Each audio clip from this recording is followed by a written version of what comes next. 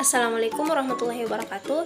Perkenalkan, nama saya Putri Mawar dengan NIM 1054011211922 kelas 3H, mata kuliah Keterampilan Berbahasa dan Apresiasi Sastra, dosen pengampu Sri Rahayu SPD MPD.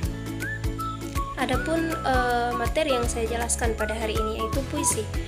Pengertian puisi secara umum itu merupakan suatu karya sastra yang berasal dari ungkapan atau curahan hati. Puisi adalah bentuk ekspresi diri yang menggambarkan keserahan, imajinasi, kritik, pemikiran, pengalaman, kesenangan, atau nasihat seseorang. Arti puisi lainnya yaitu sebagai sebuah gubahan atau sejak dalam bahasa di mana bentuknya dapat ditata dan dipilih dengan cermat. Jenis-jenis puisi itu ada 3. Yang pertama puisi lama, yang kedua puisi baru, dan yang ketiga puisi kontemporer. Nah, kita menjelaskan yang pertama dulu yaitu puisi lama. Puisi lama adalah puisi yang dihasilkan sebelum abad ke-20.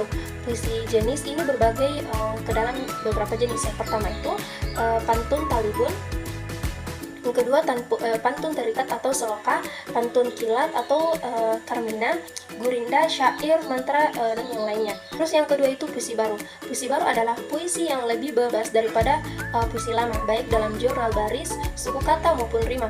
Beberapa jenis puisi baru yaitu yang pertama balada, rimbe, ode, epigram, perasaan cinta kasih, dan elegi. Nah, adapun yang terakhir yaitu puisi kontemporer. Puisi kontemporer adalah puisi yang dibuat berdasarkan masa kini atau mengikuti arus perkembangan zaman. Adapun ciri-ciri puisi lama dan puisi baru yaitu tidak diketahui nama pengarangnya.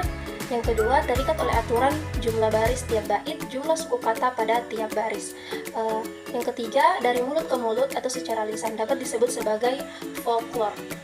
Terus yang terakhir itu majas atau gaya bahasa yang digunakan bersifat tetap dan tadi ciri khas dari puisi lama. Terus ada pun ciri khas dari puisi baru. Yang pertama itu nama pengarangnya tidak terikat aturan bait, baris, suku kata maupun ritme bebas, diungkapkan secara lisan maupun tulisan, majas bersifat dinamis, kemudian yang terakhir menggambarkan kehidupan pada umumnya.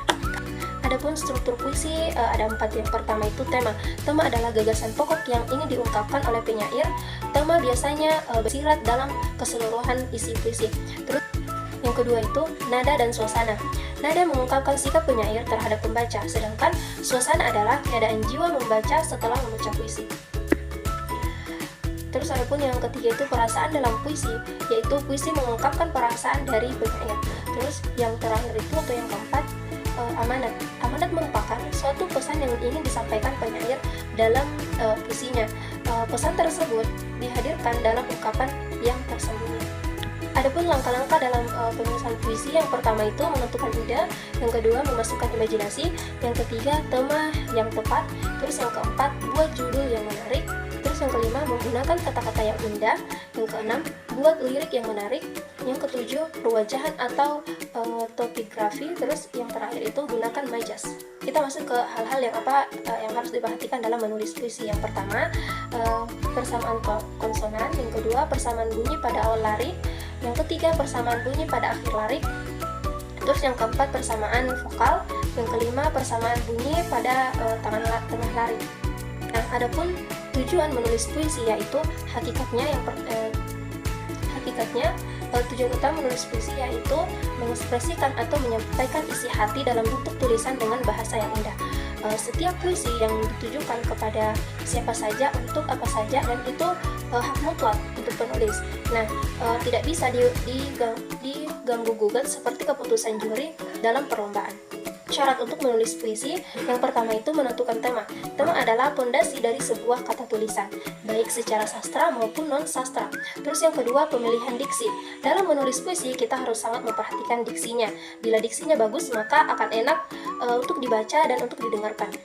Nah, yang ketiga itu memaksimalkan majas. Menggunakan majas akan membuat kalimat dalam puisi syarat dan makna. Nah, yang keempat, kita harus mampu mengimajinasikan yang seluruh indera kita rasakan menjadi kalimat-kalimat. Adapun hakikat puisi, yaitu sebagai sebuah karya sastra, puisi harus tetap memiliki kemampuan penampungan segala unsur yang berkaitan dengan kesastraan. Setidaknya ada 3 aspek yang perlu diperhatikan untuk memahami hakikat puisi. 3 aspek tersebut yaitu yang pertama, sifat seni, kepadatan, dan ekspresi tidak langsung. Nah, hakikat puisi adalah curahan hati yang diungkapkan penyair dalam puisi. Hakikat puisi disebut juga isi puisi. Hakikat puisi terdiri atas tema, rasa, nada, dan amanat. Unsur-unsur puisi ada 2. Yang pertama itu unsur intrinsik dan unsur ekstrinsik. Nah, kita menjelaskan ke unsur intrinsik dulu ya. Unsur intrinsik puisi adalah unsur-unsur yang terkandung dalam puisi dan mempengaruhi puisi sebagai karya sastra. Yang termasuk unsur intrinsik puisi adalah diksi, imajinasi, majas, bunyi, ritme, dan tema. Nah, adapun unsur ekstrinsik adalah unsur-unsur yang berada di luar puisi dan mempengaruhi ketidakhadiran puisi sebagai karya seni. Adapun yang termasuk dalam unsur ekstrinsik puisi adalah aspek historis, psikologis, filsafat, dan religius. Nah, itulah tadi materi penyampaian saya tentang puisi. Sekian, terima kasih. Wassalamualaikum warahmatullahi wabarakatuh.